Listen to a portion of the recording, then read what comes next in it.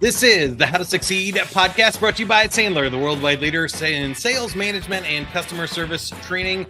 Over 200 locations. Find us at Sandler.com. This is How to Succeed at Activating Your Hidden Salesforce with Haley Haggerty and Megan Corsi from our Sandler office in Boston.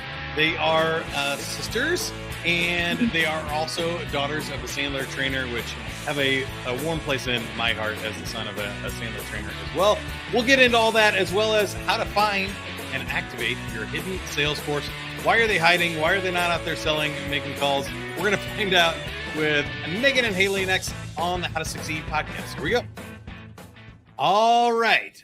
Megan, let's start with you. What are we talking about today here? What is our hidden sales force, and what's going on with them?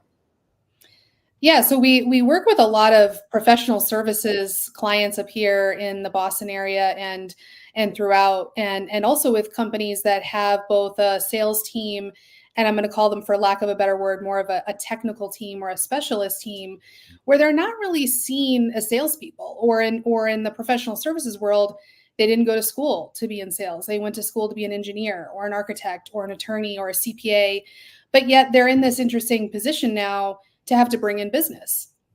And so they're sort of uniquely positioned in that they need to bring in the business. They need to either partner with a salesperson to help expand it or grow it or get deeper into the account or bring in new accounts or things like that. And yet they may not have the tools or ever have had any kind of, often we find, sales experience or sales training or anything like that.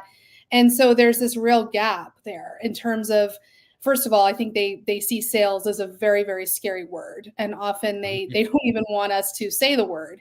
And just even getting comfort with that takes a lot of practice and effort.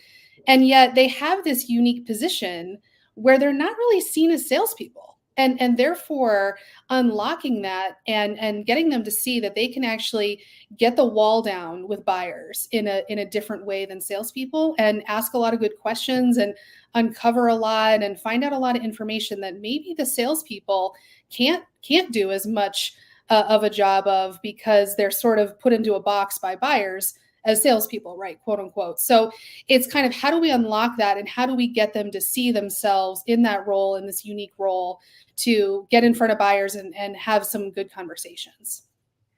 I like that. And Haley, I want to ask you here about this as well, because I found this to be a real competitive advantage, that the bar usually for technical engineering, accounting expertise, or any sort of expert, even if it's your local plumber or electrical engineer or something, you're not expecting them to be savvy sellers and communicators and stuff. So usually, and we're doing some stereotyping here today, which is okay, but let's just say typically or usually a couple of degrees, maybe moving your sales IQ or your business acumen from like a 3 to a 5 really is like doubling the competition and really separating you out. Did I step too far, or would you agree with that assessment? No, I would absolutely agree with that, Mike. I mean, I think, when we get introduced to organizations, we typically find ourselves working with those that, are on the front lines really of sales. But then we uncover, as Megan said, this whole group of people where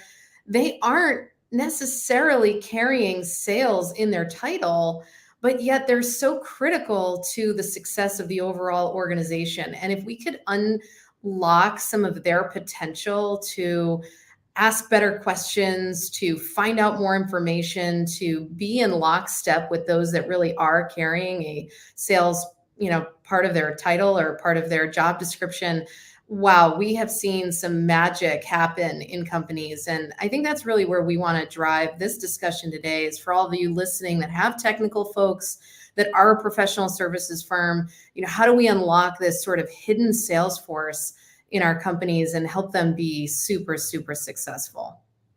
And Haley, if we start with attitude here, I think we've already hinted at a few of them.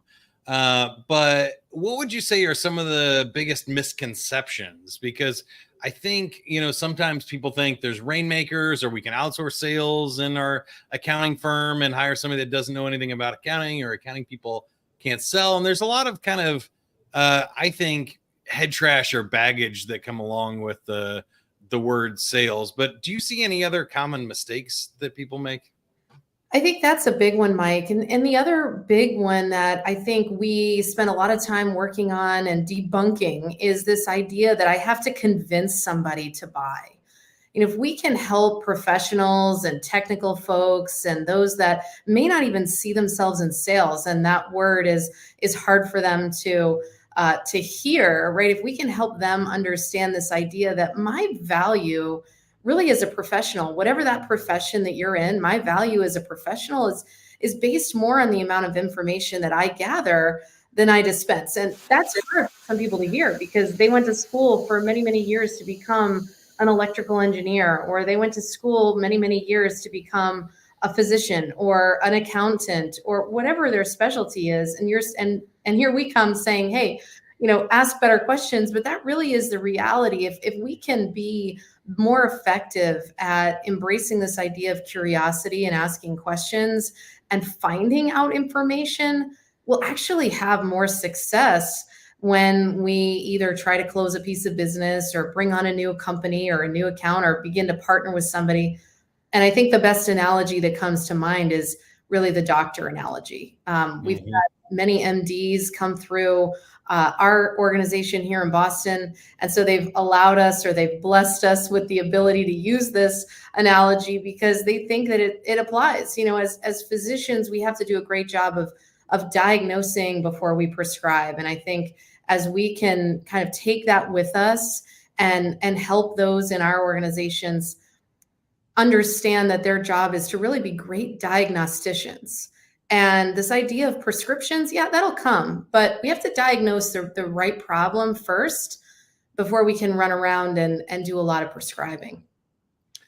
And Megan, I want to give you a shot at this one too, because I thought of a few more. One is, I think the common misconception is that on the DISC profiles, like salespeople have to be those outgoing IS, like business card slinging, fast talking salespeople, when actually some of the introverts that can follow a process and can use this diagnostic map, to walk down a specific process or set of questions are actually better salespeople because they do have the ability to listen.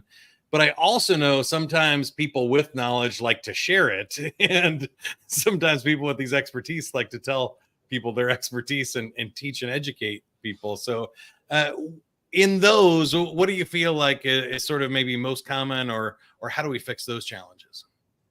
It's a balance for sure. And you're right. The technical people, the specialists, those in engineering, et cetera, love a process. I mean, that's not shocking, I don't think, to anybody. And so they love Sandler actually more than the salespeople in most cases. And they're actually, now that we've gotten them on board, they're holding the salespeople accountable to the pre-call plan. And I'm not feeling like there's really a purpose or an agenda for this meeting. So I may not even be going on that meeting until that's set up, right? And so it's creating this whole internal accountability, checks and balances, which is really cool because they see such value in that, because their time is even extra valuable because they're the special forces, if you will, that are brought in, right, to help diagnose a problem. So they love that. And yet at the same time, to your point, they always want to share their opinion. And that's because they have a lot of good stuff to say, and they want to get to a solution. They want to help people.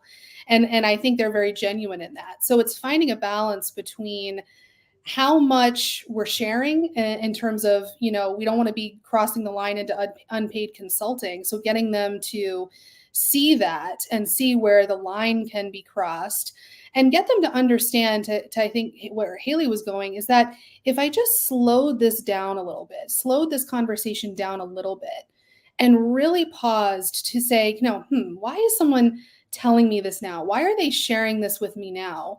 And asking some really good questions to really clarify, to get a thorough understanding, because that's what really good doctors do. They dig in and they lean in and they're listening actively and they're totally interested and wildly curious in the other person. And so they have seen so many light bulbs in just a few, attitude, belief systems, and mantras we talked about, but also the technique there and getting them to really practice that. There's just been a lot of success, doors opened from just a few tweaks in how they're handling conversations.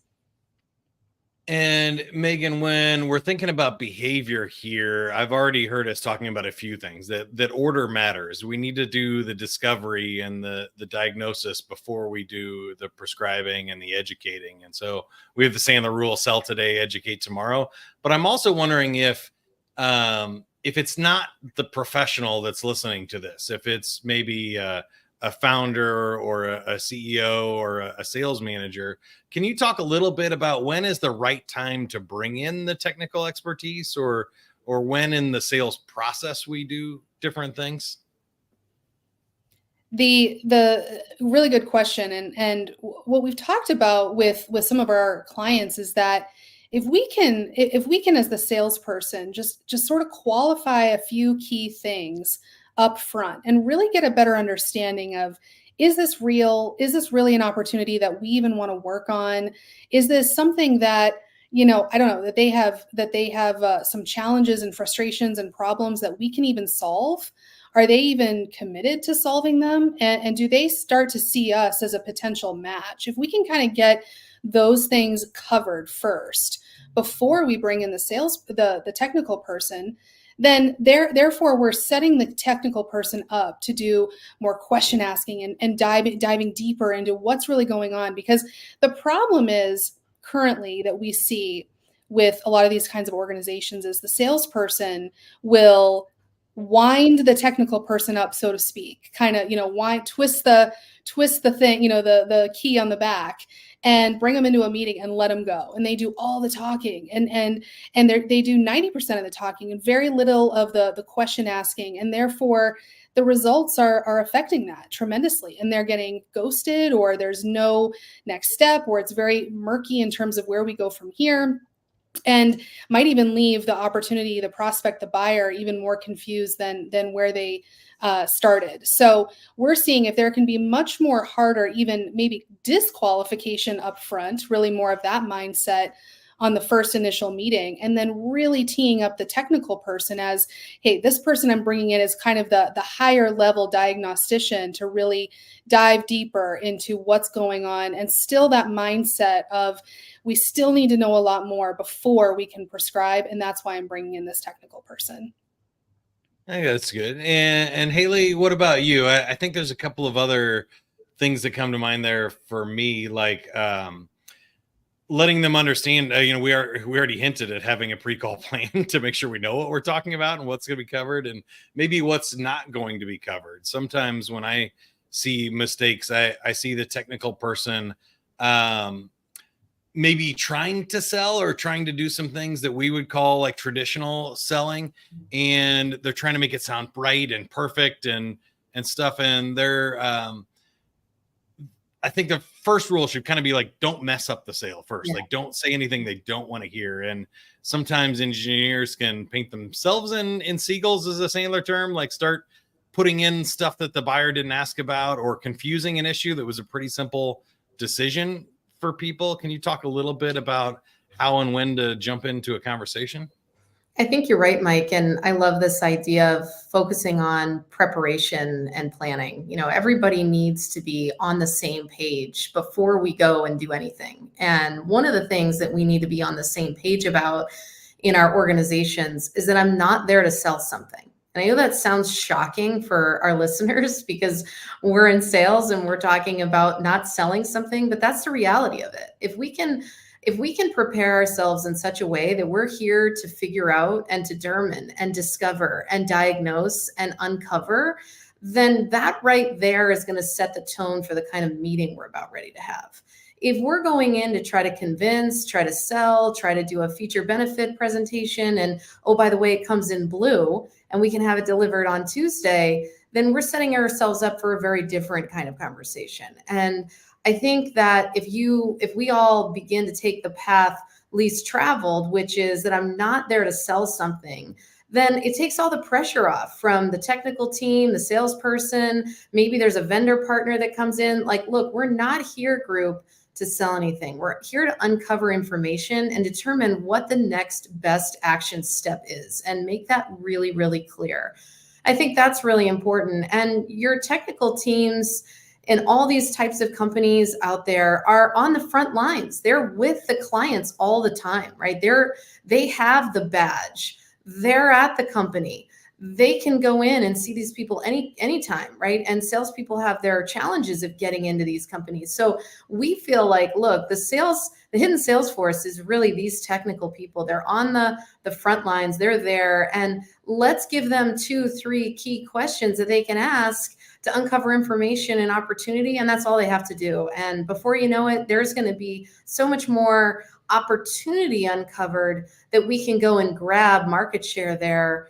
Which I know is on the minds of everybody. It's more expensive to go find a completely new customer that's unknown to us than it is to work with our current companies and current customers and expand that business. So I think that's also another key element, is helping people understand how fast we really can grow in our companies by unlocking sort of our hidden sales force, if you will.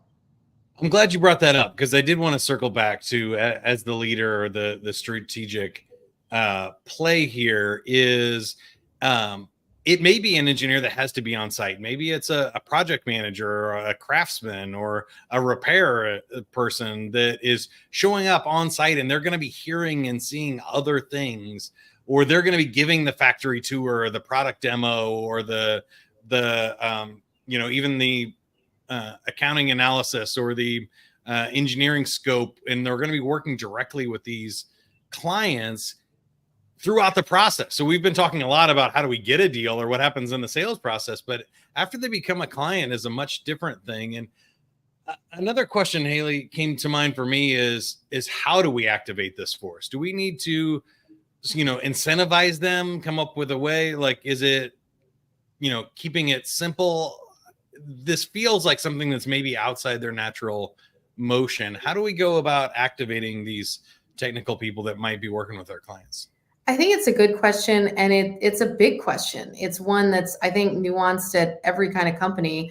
I think the big thing and the start, if you will, if all of you listeners are looking for a start, is helping redefine what the technical team's purpose is when working with our clients and our customers, right? And our job is to fix problems and take care of things and keep customers happy, absolutely. But our job is also to be wildly curious and to uncover other opportunities and to see things when we're there. It would be really bad if we saw our doctor and they saw a problem, but they didn't bring it up. That would be almost medical malpractice. And so I think of the same thing in our organizations, is helping first redefine for our technical teams that they have a major role to play in the success of our company and sort of what their pathway is. And then how we get them there, that's going to depend on our structure. Maybe there is some incentives. We've seen companies do incentives for people where they're on the technical side and they went in and they had a pre-call and they did what they needed to do with the sales team and they were compensated for it.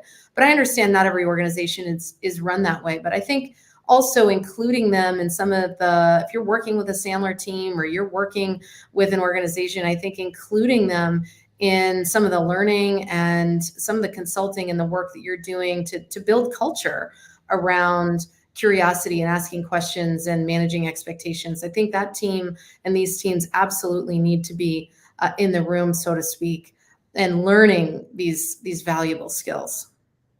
I'm glad that you mentioned that part of keeping that antenna up and looking for other issues that you can solve for the clients. I think it's really easy to frame as a positive. Like, look, you're gonna save the client time, money. You're also going to build our business. It's a win-win-win here. And you're right. It's malpractice. If somebody comes into a doctor's office for a sore throat and you see a cancerous mole on their forehead, you don't just ignore that and be like, well, they came in, they only asked about the sore throat. I might as well just do that. I don't want to be a pushy salesperson and let that person, walk out untreated. So, Megan, can you talk a little bit about some of the techniques here? I know we've mentioned a lot of questions and a lot of different strategies, but I'm wondering where we start. It could be with the questions. Maybe it's our care account model, or what are some techniques and strategies and tips that we can use to maybe expand existing accounts or look for opportunities and be helpful if we're a technical person?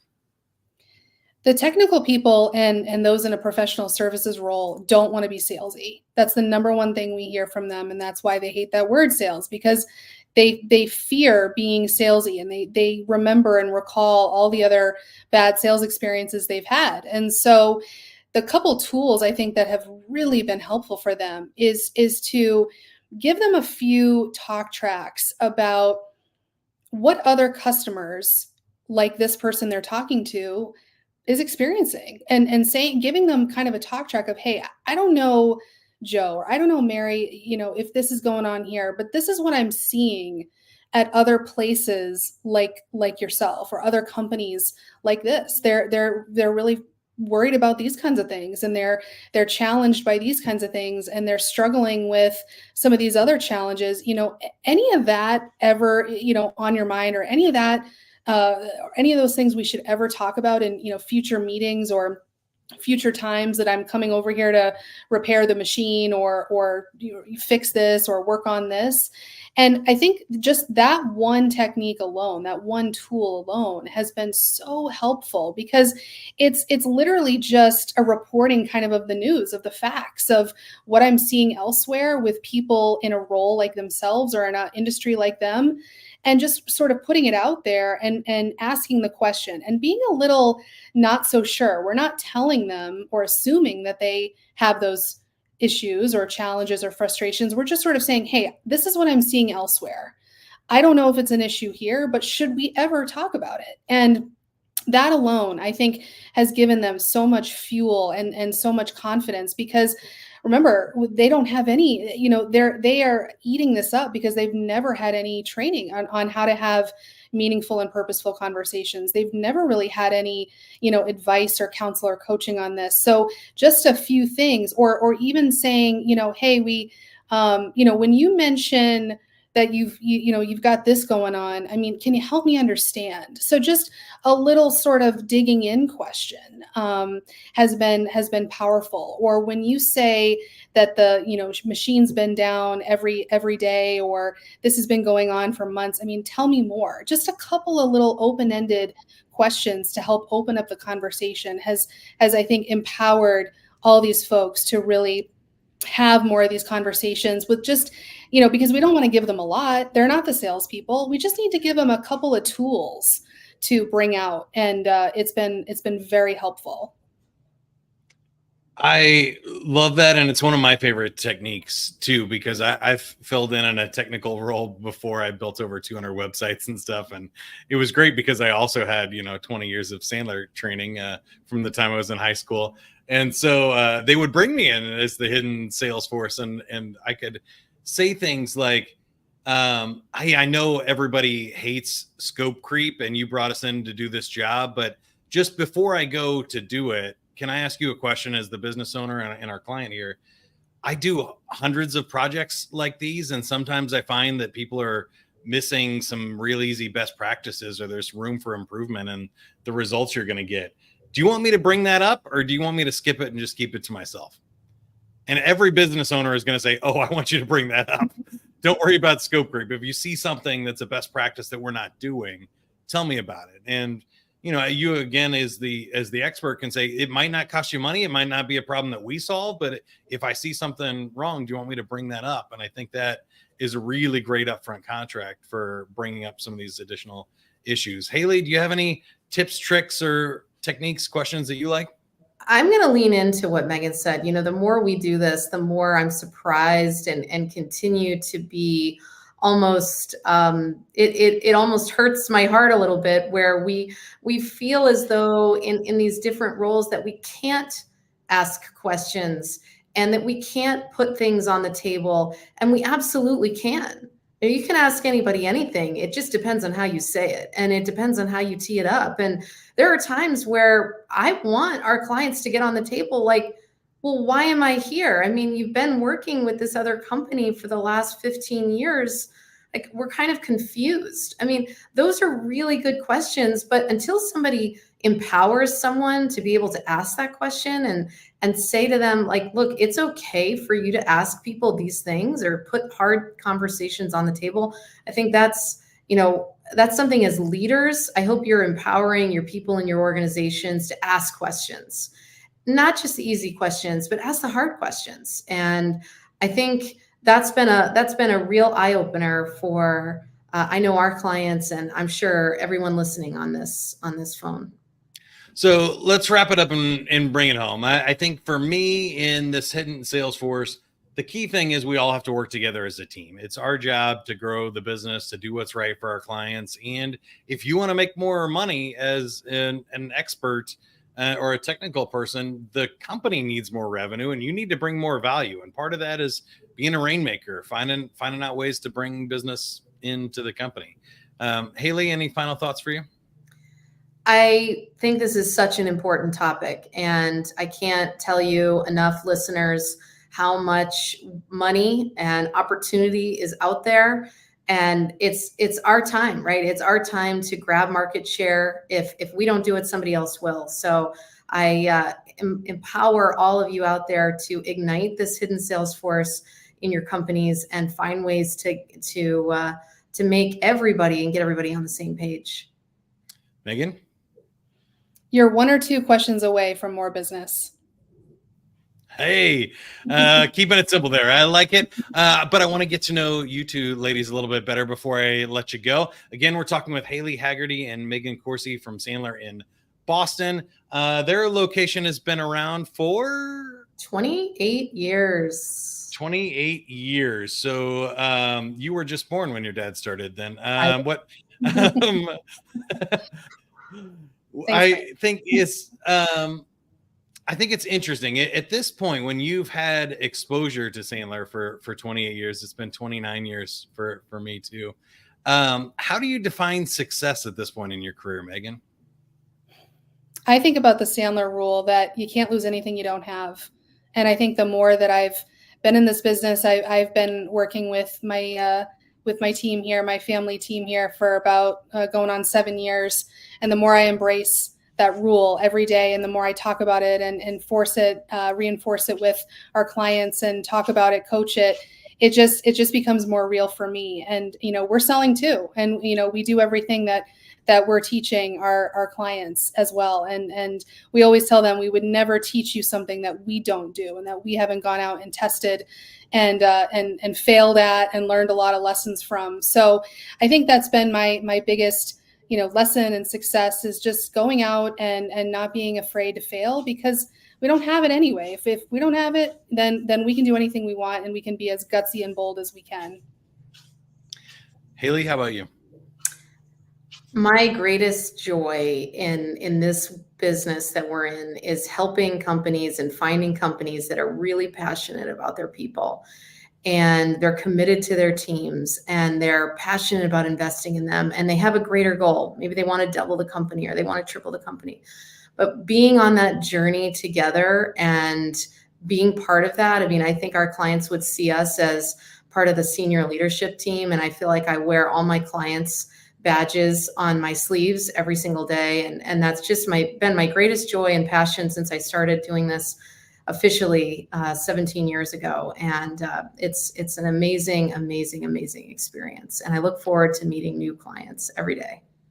Awesome. And Haley, I'm interested for everybody, since we all were exposed to Sandler and the right way to sell so young, sometimes I feel like I missed out on some of those hard lessons, or like how to do it the wrong way and why things work. But I know there's also a lot I could probably share that I wish other people had known sooner. Is there a particular lesson that stands out to you that you think was either harder for you to learn or easier for you to learn because of your experience with what our parents did?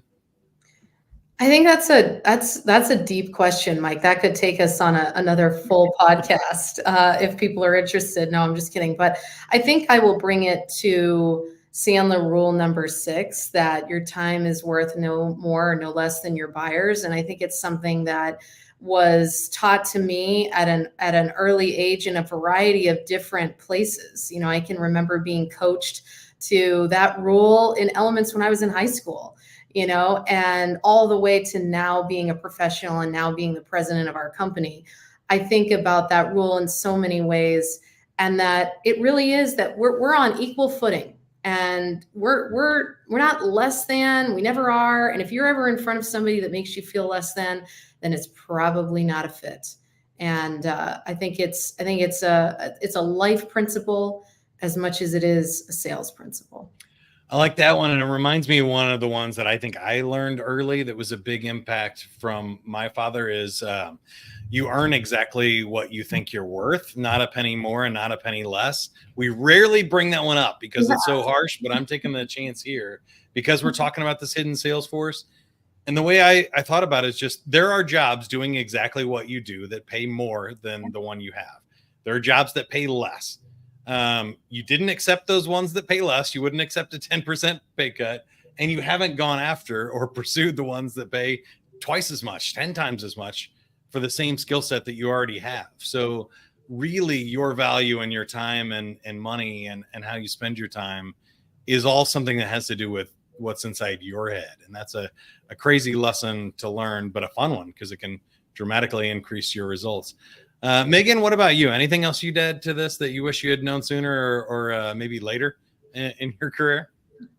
Yeah, I think what I've certainly been working on and what I have found, I wish I had embraced it earlier or kind of had my arms around it earlier in my career or maybe even in my personal life. But I've certainly been working on asking people, just even in my personal life, just more questions and really being wildly curious about other people and leaning in and not feeling, the need to do all the talking or more of the talking and what's and of course that translates, to our sales role, but even in my personal life, just being so interested in other people has just created such wonderful new friendships and relationships and it's just been eye-opening to get to know all kinds of other people, and it's opened so many other doors for me and my family, and it's just been a really beautiful journey, and the rapport that starts to get created is just so nice and genuine, and then bringing that over to sales situations and conversations